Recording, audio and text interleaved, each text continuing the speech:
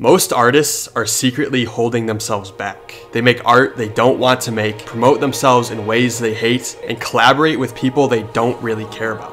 It seems we're in an industry of desperation, and what's truly apparent is that most artists today just don't want to make art that is truly unique to them. And I don't think we should blame ourselves. The path to figuring out your own style, one that actually works in the real world, is incredibly difficult, and frankly requires you to jump into the deep end if you want any chance of creating something interesting, let alone succeeding. The root problem is painfully simple, but the path to be able to understand this one simple truth is painfully slow, tedious, and gatekept by the artists at the top.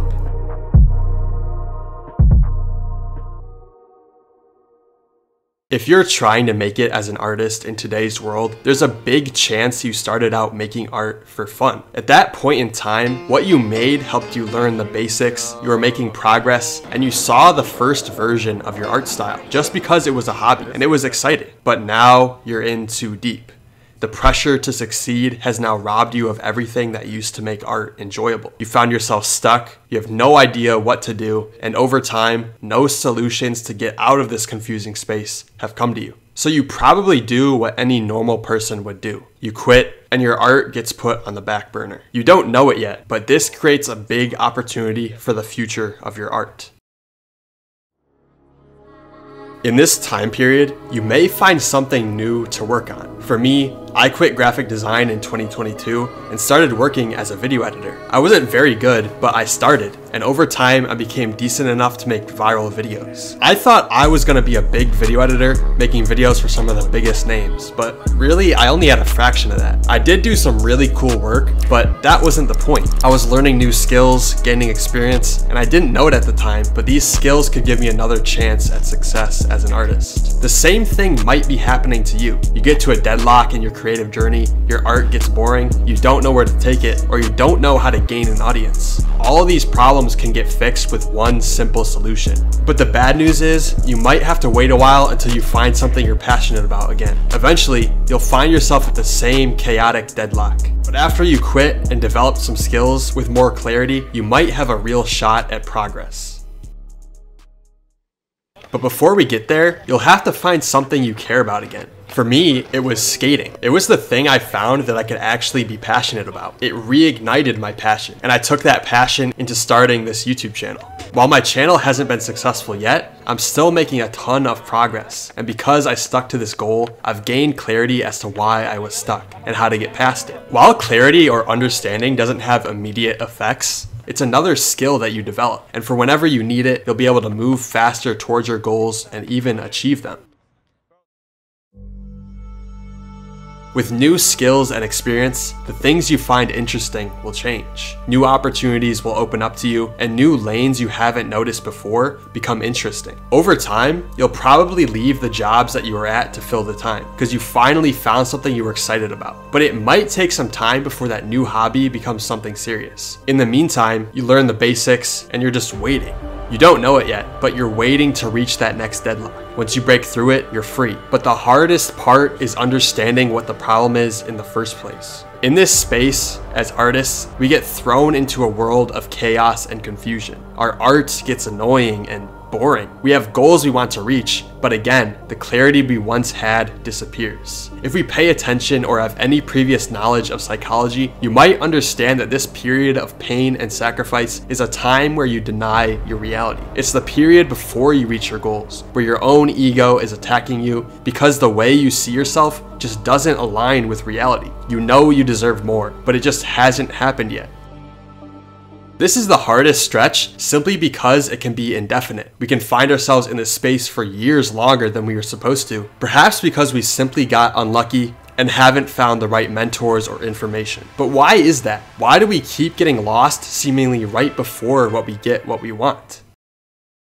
The first time this happened, which for me was as a graphic designer, was simply because I didn't have the skills I needed. I quit prematurely before I could learn what I needed to. But this space is almost like a loading zone in a video game. You can be in this space where you do anything to stay committed to your goals. Even though it feels like you're not making progress, you probably are. We're waiting for that right experience or piece of information to lead us in the right direction. But we'll never find it if we have a backup plan or some secret way out. That's why this space exists. We have to wait and force our way to the end goal no matter what. Although, if you know what I'm about to tell you, you probably can bypass this destructive process.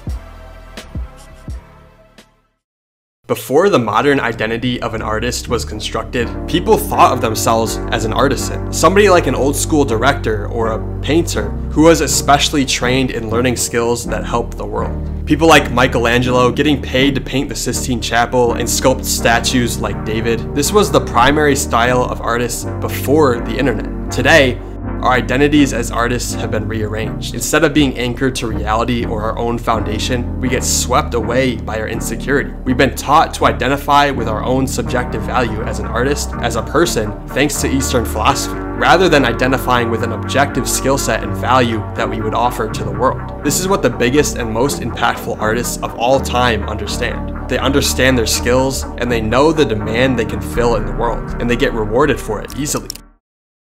If we can learn to reorient our identities, it solves a lot of problems for us in our art.